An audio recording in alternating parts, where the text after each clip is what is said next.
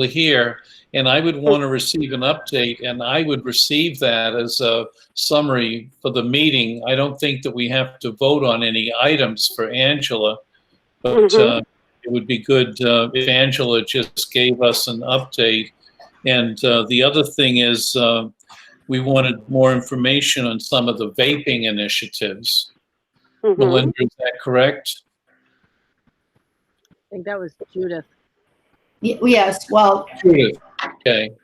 Angela is going to give us some information.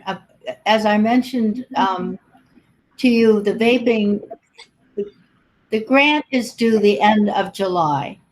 The vaping is a very prominent part of what we're trying to focus on, or what's. Don't you steal my thunder over there. Well, and so Angela is going to tell us why vaping is such an important issue and why they're urging us to direct our grants to vaping. Is that okay? Yes, Judith and I spoke before our meeting, so we already discussed this. So yes, I can tell you. So first of all, for those of you I haven't seen in a while, CRAC is a nonprofit. We cover all of Eastern Connecticut, 41 towns, and we provide mini grants to all the towns to do prevention work. And so that's a few, it can be up to $1,000 or $2,000 for you to do prevention work. It's intended to be seed money for the councils to be able to either do school programs, community initiatives, education, parent education, whatever it is. And it's money that comes from the federal government and is channeled down to the state, then from the state to the region, and then we give it to the local towns. And you guys have been receiving it for a long time. The small big change, if you will, and we've undergone a lot of changes in the past few years of trying to integrate mental health and substance abuse prevention together, and how to work on making those things more integrated so that they're not so siloed. And it's still a little bit of a struggle, obviously, but the biggest thing, for the new grant application will be that the primary focus will be on vaping. So, and Judith, you probably know off the top of your head somewhere around how much money it is that the grant is for your town. About $2,400. Okay, so about $2,400. So we want the towns, we decided from this, not we, but the state decided that if every town was focusing on at least one priority substance, there might be a larger impact rather than, one town's working on alcohol, one town's working on marijuana, one town working on prescription drugs. So this year we're just going to try it. Obviously, these decisions were made pre-COVID, so I don't know what that looks like coming out of it. I do think that there are some unique circumstances that are going to impact that. But with that being said, nicotine, the vaping are still a legal substance of high availability to youth, still a concern. And so we are asking that as you get ready to write your grant applications, that you consider ways of addressing vaping within your towns and vaping education. One of the things we've come to realize is that, there's a lot of people are doing vaping education. So there are a lot of free resources out there. So you may not need money for that. And what I have been telling most of the towns, which is a little bit of, it's difficult sometimes to understand, but a way to come at this is coming at it from a risk factor perspective. So we're coming out of COVID, we're coming out of a pandemic, we're coming out of environmental risk factors, things that are a stress factor for everyone. And so if you decide that there are a population of youth that are experiencing mental health due to family conflict, transition, and you want to target that group with the outcome of preventing substance abuse, that is also acceptable in terms of looking at your funding. So if you're struggling with how to write it or how to come at it, I'm here to help, be that navigator, if you will. in terms of making sure the language works. We're definitely, from a regional, state, federal perspective, we've been given a lot of leeway. There are some things that are absolute no's in terms of funding, but for the most part, there's a lot of flexibility in trying to meet the needs of what's happening. So keep that in mind. With your application, I think is due at the end of July. I want to say July 30th. Yes. Yep. Obviously, compliance checks, things like that will be a struggle because I'm not sure the police department will have time for that. Angela, I have a question. Or can you hear me? Yep. Do you know whether towns in Connecticut, I've been trying to find this out, have actually legislation that prohibits the sale of any of the e-cigarettes? For example, the ones that are flavored, or e-cigarettes in general. We have two stores in town that do sell these. And I just wondered whether any towns have legislated against it.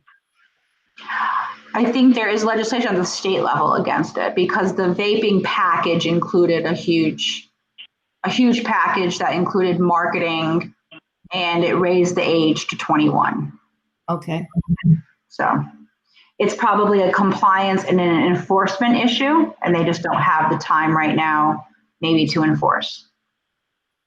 Is CIRAC going to do sending out the students to see whether they are in compliance? You know, I don't know how many parents are going to feel comfortable right now and how much police officer extra time there will be. Right. Right now, everything's changed. Okay, yeah. Thank you. It's tough. We wouldn't want students going into any of the places that are selling. Yeah. Right. Okay. But if you want to create some kind of an educational, if you have a few vendors in town and you want to mail them an information packet or something, and you want to send them something that says, hey, listen, this is the law, this is the penalty, here's an ID, you know, here's the, right. You know, you can put together something like that if you want to educate them. Okay. Do that. Good idea. Thank you.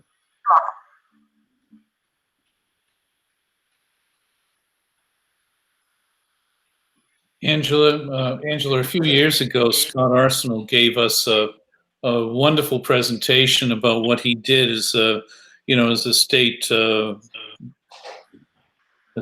officer with the Department of Inland, you know, Wetlands, DEEP, and he went through different challenges that they were facing. Are there any challenges that people have with dealing with vaping? It's not the same as, you know, some of the drugs and other types of things. But, you know, and then DARE has their workshop, and I don't know whether they've added any units on vaping.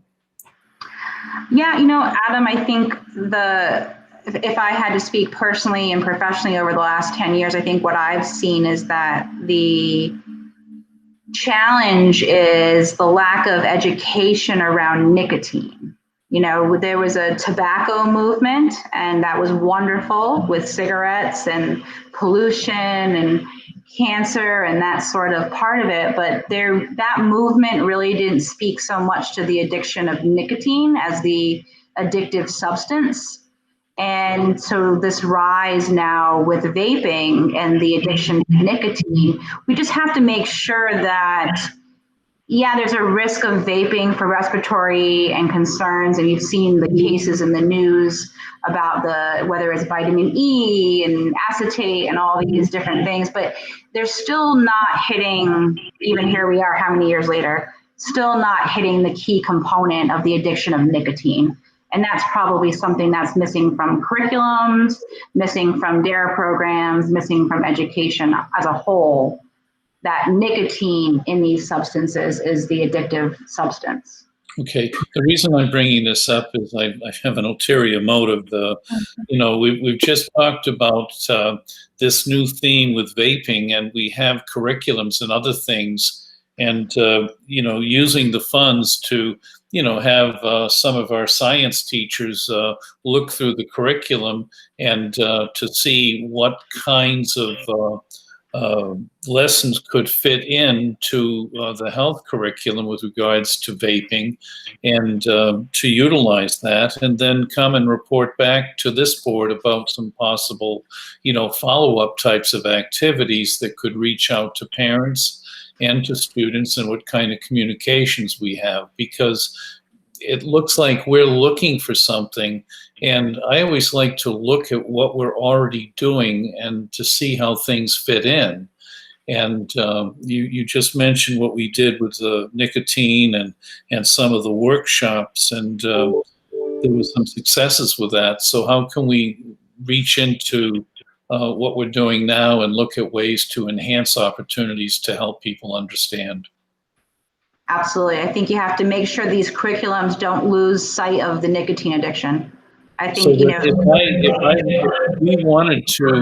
if we wanted to hire people who are working with curriculums, and we wanted to extend that to reach out to the community, this is something that I would not have money right now in the school budget to take care of. But it might be something that you at YSB or LPC can come in and say, let's take a look at this. And I want to go back and talk to some of the teachers about it, because they might be ready to go. And we have a science teacher who actually sets up the DARE program, and we also have a very fine 7th and 8th grade science teacher who has really done a great job with the science curriculum. And that might be able to reach out across the community. yes, and I just want to reiterate that your LPC dollars can go towards purchasing curriculums. They can also go towards professional development for your health teachers and your science teachers and any teachers that are doing that. So you can utilize those dollars to go towards both curriculum and professional development. Okay, well, Judith and Melinda, I think I want to just jot down a couple of things to see where we might take this, and maybe consult with some of the teachers, and I'll also check with Amy. But I think that there might be an avenue for us to establish some long-lasting good practices, and rather than looking at one shot with this or one program with that, how do we integrate this into the existing curriculum, enhance opportunities for children and parents to understand? And we might get an evening workshop with parents out of that if we can come back, after COVID. Chris, I was also thinking, as we were talking about vaping, you're working with the Smart Recovery program, and that deals with addictions, and that deals with things. There might be, some of the concepts that you deal with that might be able to be introduced, to help people understand what they can do at younger ages with, addictions and good mental health practices, because that was the key that Angela said with vaping, teach good mental health skills through helping people understand some consequences. I think that vaping in general, whether it's nicotine based or even marijuana or THC based, it has an allure to it because it can be done much more surreptitiously. And even 10 years ago, if you were smoking, as you know, the smell of that smoke would go all over the place and you could figure it out immediately. I think vaping at all age levels, even adults who can't smoke at work, say, you can surreptitiously vape and you don't have the smell to give you away as well. I believe it's probably the same problem with marijuana as it is with nicotine because of the way it's surreptitious. It's not out in your face, if you will, as smoke would be. Gee, Chris, I think I just got some words for the introduction with an allure to it. And Sarah well, anyway, we might be able to use those words as far as some goals and things that happen. Okay. Diana, welcome. Yes, I don't know what I did. Okay, are we finished with the vaping presentation? Well, I think our big thing is to check. As I said, I'll talk to Melinda and Judith, and let's see what we can come up with some wording, and then we can check in with Angela to see if we're moving in the right direction. But Joanne, welcome. Angela Duhame is part of CRAC, and we were just talking about vaping and some of the things that we could do. And I suggested that we might not be able to put programs in place right off, but maybe we could pay some of our science teachers to look to see where vaping might fit into the curriculum, and also develop some program materials for parents and other things, and see how we can get some long-term integration of the issues surrounding vaping. Okay, Angela? Do we have a quorum now? Yeah, 1, 2, 3, 4, 5. Yeah, we have 5, so I think we're okay. Okay. 1, 2, 3, 9, Well, the 10, next item on the agenda is the board membership for 2021. The people who haven't been able to attend these meetings virtually, do you think they should be contacted to see if they're still interested in being members? Well, usually Judith and I have been contacting people to talk to them about, I mean, the ones who are members now. Of course, Ella is a student. Victoria Beacott, Brianna, oh, she's another student, high school student. Melinda, what's the status of Brianna?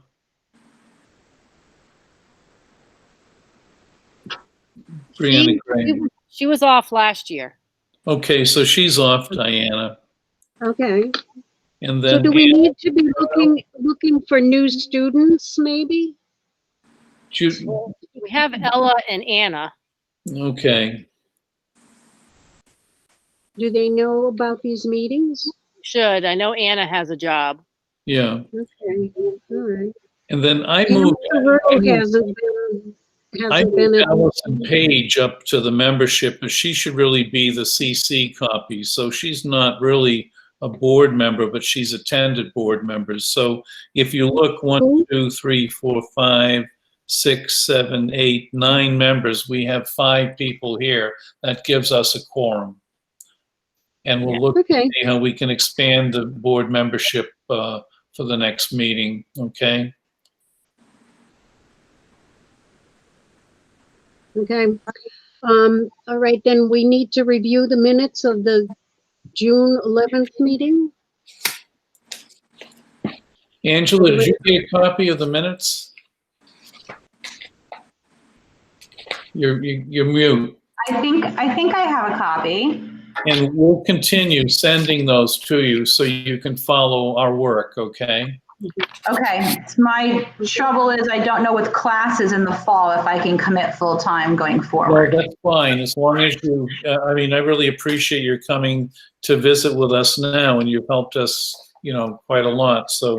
The way it looks like is that maybe September and October I couldn't, but maybe August and November I could. That's what that looks like. Okay, can we All take right, a vote, Diana? Yes, Motion to approve the minutes for 6/11/20? you're making that motion? Yes, I'm making that motion. Okay, second? Anybody seconding? I'll second it. Chris, okay. Any further discussion? All in favor? Aye. Opposed? So carried. Budget report? Okay, I did not get a chance to get this out to everybody. We had a lot of information going to the board meeting, but the balance as of right now, 7/7/20, we have $33,248.95 in our treasury, and of that, 31,221.86 is from our collections. So we have enough to start the year and to work with that. And Melinda, didn't we get a notice that we've had a release of some of the YSB funds? Yeah, I forwarded that to you. I can't remember when it was though. I think it was a third, with what's happening with the state, but that's not included in this budget. So we have funding to go ahead and complete programs. But we've had to cancel so many things because of COVID. And we're not sure how the upcoming year will pan out either. Well, So- I think with the reopening committee, we've been meeting, and those meetings have been extensive. But I am very concerned about the cohort issue. And within the reopening guidelines, it says you try to keep a group of children together and you don't mix them into the cafeteria. You don't create situations where different cohorts are working together. And, we have a sports program, but I'm not sure I want to have another activity after school with 30 kids are coming in from different cohorts. I want to take care of and protect the core curriculum program. And then as we open up and things get better, start working with cohorts. So I am really leaning to the side where we have to delay any outside activities, any other people using the gym, using the school, because we have to practice tremendous cleaning activities. And the school is for the children first. So, so that's one of the things that we're dealing with. Yeah, education first. Okay, then so we don't need to approve the budget report? You could, somebody could make a motion to approve the balances as presented. Can we have a motion? I think Judith is making it, but she's muted. Second? Joanne, okay. Any further discussion? All in favor? Okay, continuation of program adjustments due to COVID. I think we just touched on that, yeah? Yes. Yeah. So- Any further? So Adam, I could still do virtual programs after school, right? Yes, that's correct. Anything with the online or distance learning at this point in time, but we haven't opened up, the program for direct contact with children. We'd have to still practice social distancing, and the list of cleaning activities is absolutely incredible. Because right, so- we'd have to hire custodians and other people, and it's an interesting thing. All right, so I'll focus on virtual programs coming up for the fall, if there are any available. Thank you. Yep. All right. That decision's not final, but you have a superintendent that's leaning in that direction. So. Well, no, at least that tells me where to go. I don't want to waste my. Yeah, and I have some strong feelings about this. Well, that leads up to Melinda and her report. Okay. Hold on 1 second.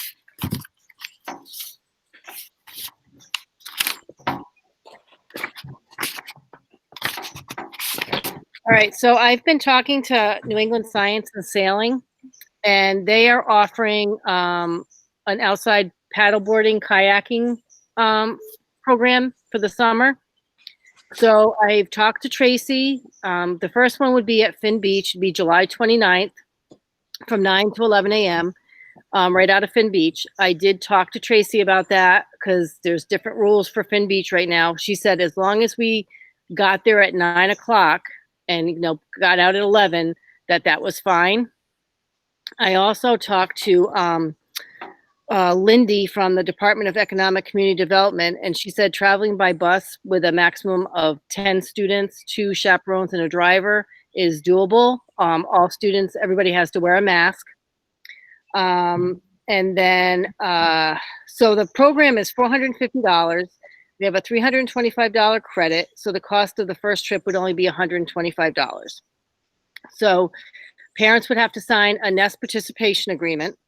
And she shared all her COVID questions with me. So, and they also do a non-contact temperature check. So, if this is approved, we need a driver, and myself and Allison Page would be the chaperones. And, I don't know if the school nurse has a no contact, temperature, thing, but if she does, prior to. I think we just got 8 in, and we're going to have to get more. But yes, there are some procedures. So prior to getting on the bus, if I could use that, check the kids' temperatures, ask all the kids and their parents the questions that Ness is asking, and then, you know, go to Finn Beach and come back. And they follow all the CDC guidelines for sanitizing all equipment. And actually, she said the temperature checks are no longer required, but they're still doing them anyways, which I think is fine. So that's what I'd like to do. There's also another date, August 6th, same type of program from 9 to 11. The cost is $450, and it would be at Winnapaug Pond in Westerly. So my target age level would be 6th to 8th grade, maybe 7th to 8th grade, because I want older kids because they're more likely to follow rules than the younger kids would be. So it's up to you what the board thinks. I have 2 factors that I'm reviewing with this. The first is that if it were closer to the opening of school, I would have some reservations because I would want the children to get together. And then if there were any things that developed after that, there would be some time limits. You know, there's that 2-week delay just to check to see if anything has happened. I'm not sure that I would do a program like this at the end of the school day. And the August 6th is cutting it pretty close, but we'll be talking with the Board of Education because tomorrow night, because there are some calendar changes that we really need to review. It's part of the reopening committee. And we may have, the Board of Ed may have to have a special meeting on July 23rd to review some of the calendar things that are happening and stuff. But if school is delayed, it might be delayed by a day or 2 as far as the opening is concerned, to give teachers more time for going over some of the new procedures. And I think you've hit on many of those procedures, Melinda. The other thing that I had to mention is we're sending things into Patrick McCormick of Uncas Health to review, you know, what we've set up. And he's taken time to review things that we've set up, and he sent back information saying, yes, this is okay, but you might want to consider A, B, and C. And he's been a clearinghouse for outside activities and other things. If this were closer to the opening of school, I would be hesitant to say, yes, let's go ahead. But it gives us some time to take a look at what's happening. Okay, so do you need approval for that, Melinda? Yeah, I need to know if I can do this or not. Yeah. Are you talking about the July 29th or the July 29th and August 6th? I need to let her know about August 6th, ASAP, because I think they might have someone else that is wants that date, because I already missed the Westerly date for July 29th because I didn't have approval. So it's up to you, whatever you want to do. I would want to see how the August and July 29th does and establish some practices, because we have a twofold thing that's happening here, offering a program for children and also assessing our procedures and what's happening. I think we should approve both. And if the July 29th doesn't go off well, we can always cancel. But at least we have reservations, especially if we already missed one. Is there a cancellation fee, Melinda, or they just give you a credit? I can find out. Well, they've been really good, like with credits. I mean, Yes, they will be, yeah. and they're willing to work with us. Lauren's been great. I actually met her down at Finn Beach and we looked at all over everything, and she said it was a good spot. So I think she would work with us, so I can definitely ask her. My only, can I say something? Or my only reservation is how far away that second one is too. I guess it'll be a full-size bus and they'll be spread out. Yes, full-size bus, both trips. Okay. I mean, the other one. They have to wear masks, yes. And it's an outdoor activity. Yeah, I was concerned about the bus. Kind of approved now. Yes, Judith. I'm confused. Is it two different age groups that you're going to Finn Beach and then to Westerly? No, still the same age range. I want the older kids. So it could be the same kids that go, or it could be new kids. It depends on who signs up. I don't even know if I'm going to get anyone to sign up. It's going to be hard to market this right now. Okay, so because it's pretty close together, the 29th to the 6th. So. Correct. Okay. All right. But if you had 10 sign up for the July event and then had a wait list, the ones on the wait list could automatically go to the August 6th. Okay. Yeah. Or some might be available one day and not the other. So you may fill them both simultaneously. Or I may not even fill them. Who knows? Right, I know. I know one is so anxious to do anything. I know one student that's interested, and the mom said that, yep, I'm going to have her go. Because she's been in her room since March. I have a question about the transport. In my world, we were directed, we can't even run air conditioning in vans we transport people in due to COVID, and we have other rules we have to follow as well, like how rolling windows down. Do you have the same directives on the school end with buses? You probably don't have air conditioning in buses. We're still bring up a good thing. We're still researching that, Chris. And I was on the phone this morning with two different superintendents talking about transportation. And, we need to enhance that a little bit more. That's why if we check with UNCUS, they might have some suggestions. I can understand where you're coming from in this. Yeah.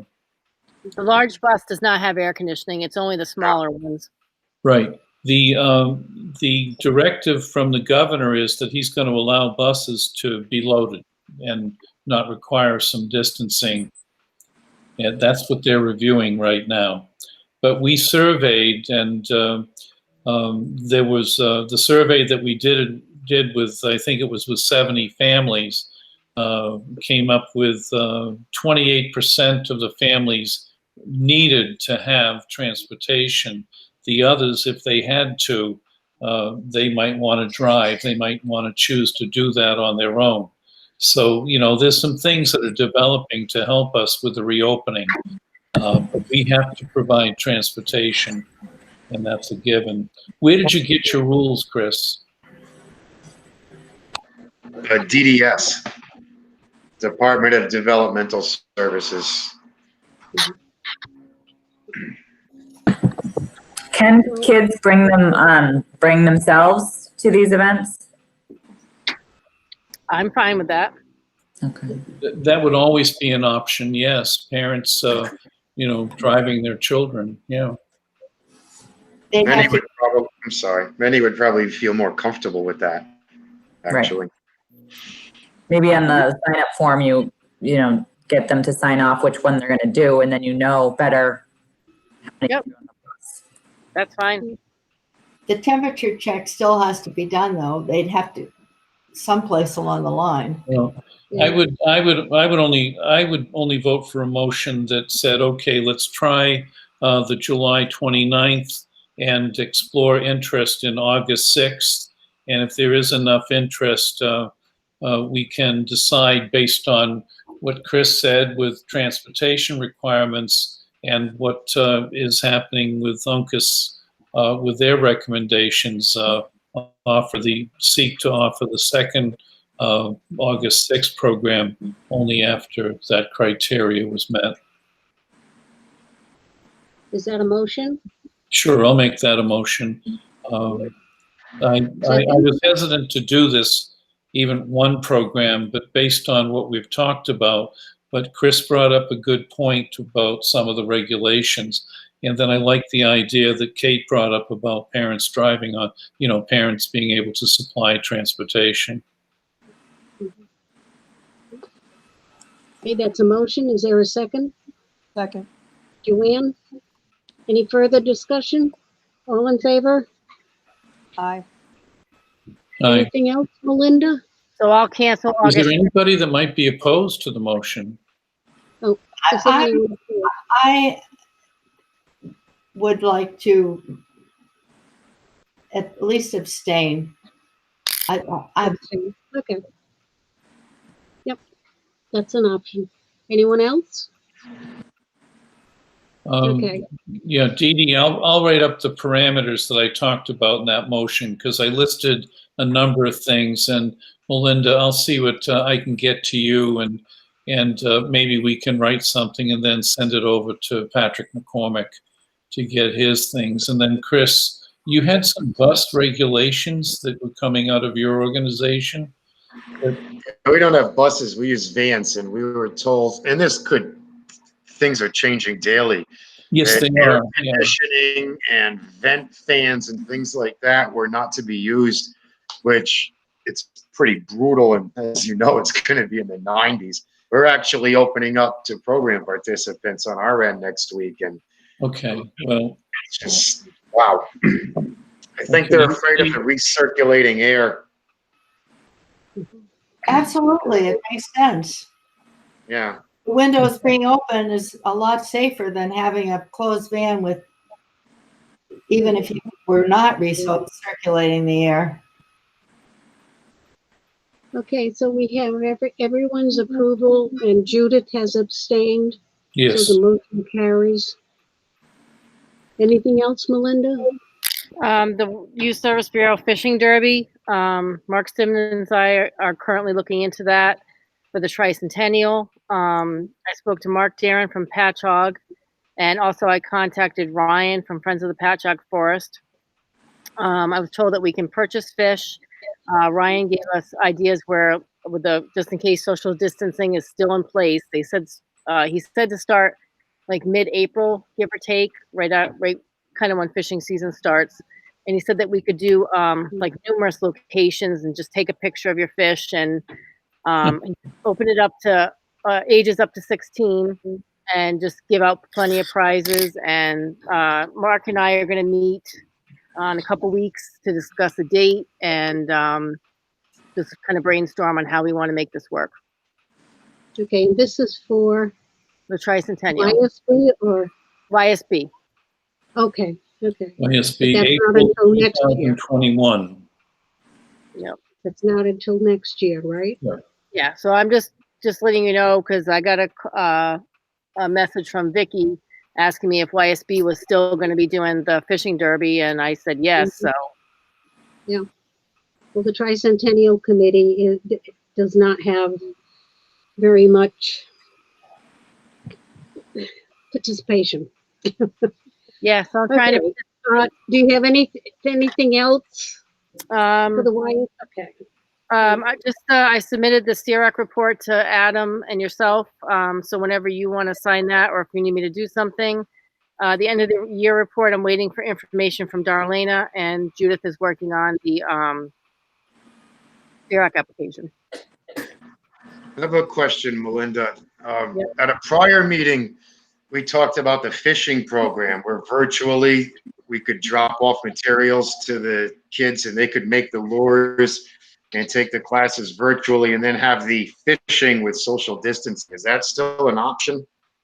That was a very popular program, I remember. Program? I can ask her about that because that'd be good for fall. With Mark Simmons, you would have to get a teacher to teach that, correct? Yeah, so a nest teacher, like we could get everybody the materials. If you're in school, then all I have to do is bag them up and they go home with the kids, and then get online and do a virtual program. Interesting. I can ask. I'll ask Lauren. Okay. Anything else? No, so I just want to make sure I'm clear. So August 5th, 6th is definitely out. July 29th is a possibility after we talk to Patrick. Yes, and I'll try to word the motion. So The way I understood it. I understood the motion was July 29th for sure, with August well, 6th. yeah, they were after checking about 4 different things. Yeah, And yeah. then August 6th would just be a needs assessment if there was interest. But I agree that's kind of far away. Because I need to reserve this now in order to keep that date. Yeah. So I mean, if I'm not reserving it, just let me know so I can. It seems to me, with one of the reasons I abstained is that I would think it puts us in a difficult place to just say, let's see how the 29th goes, and then maybe we'll go ahead and do the 6th. They're too close together. So it seems to me we should just go. I think, Melinda, my view would be to just go ahead and do the 29th, hope it goes well, and not try to have the 6th then reserved because it's too soon. All right. How about if I use the 6th as a rain date? If that would be possible, that would make a lot of sense. I can ask. Not that it's my place to weigh in, but I do think, I mean, I think it's if there's no cancellation fees and it's something that you can reserve and reschedule down the road, and it's a matter of, I know right now booking things is a tremendous challenge. And so anyone trying to get on a calendar right now is anywhere from 2 to 3 months out. So it's better to get on a calendar and then take it back, because we're already starting waiting lists for people that want to be on calendars, because that's the capacity dynamic we're dealing with now. So if you're trying, if you think you're going to get something in a week at this point, you're never going to get anything in a week turnaround or 2 weeks. So if you have an opportunity, it's better to take it. And in my opinion, you can always cancel as long as there's no fees. And then there'll be people waiting to take your spot. And also, I know that I would get a credit if I canceled. Okay. I will verify, however, but I will definitely ask. Waiting lists are becoming outrageous now. Yep. Yep. Okay, YSB legislative report. Did you have a comment, Chris? On the, I have to say, I do have to run to a youth leadership. yes, Angela, thank you so much. Appreciate you. Sorry. Welcome back, and thank you very much. Yes. Just want everyone to take care, okay? Okay. For the minutes, I want to thank Melinda with the YSB award that was offered at the 8th grade graduation. Yeah. Yeah. Thank you. That was nice. And the student's name was Lincoln Whitwer. Lincoln Whitwer. Okay, thank you. Okay, the YSB legislative report. Is there anything? No, they're not even meeting. Okay. Smart recovery program. No report until COVID is up, until this is settled down. We're not able to do anything. Okay. My daughter's persistent. The board self-evaluation, second reading. Yes, I'd like to make the motion that the board approve the chair, the secretary, and the executive director to sign the evaluation for 2019, 2020. I'll second that. Okay, any discussion? Yes, that documents our accomplishments, and if we're ever submitting any grants or other things, that always helps as a backup document. And not too many other groups do that. With Adam's customary All in thoroughness. favor? Aye. Oh, okay. Aye. Opposed? Abstained? So carried, okay. YSB Executive Director increase? We implemented that. Dee Dee, did we approve that the last meeting? No. I just make a motion that we approve the executive director's increase. Melinda, did we say 2%? Yep. Yes. Second. Any discussion? All in favor? Aye. Aye. Opposed? Abstained? So And as a carried. follow-up to that, I do a contract and Melinda signs that. The other thing is that we have Dee Dee here, and she's going to continuing with the YSB, and we pay her to be the clerk. So I would also like to, make the motion that we approve, Dee Dee's contract, YSB LPC for 2020-21, and that also includes a 2% increase. Second. Okay. Any discussion? All in favor? Aye. Opposed? Abstained? So carried. Anything else to come before this board? The next meeting is on Wednesday, August 12th at 5. Yes. I'm going to assume it will be another virtual meeting. Yes. Okay. If there's nothing else, the meeting is adjourned. I have 5:58, whatever you have, Dee Dee. Okay, everybody stay well. It's been busy, let me tell you. Okay, thank you. And Kate, thank you for joining us. Thank you for inviting me. See you tomorrow. Sunday. Usually we have many more motions because we're doing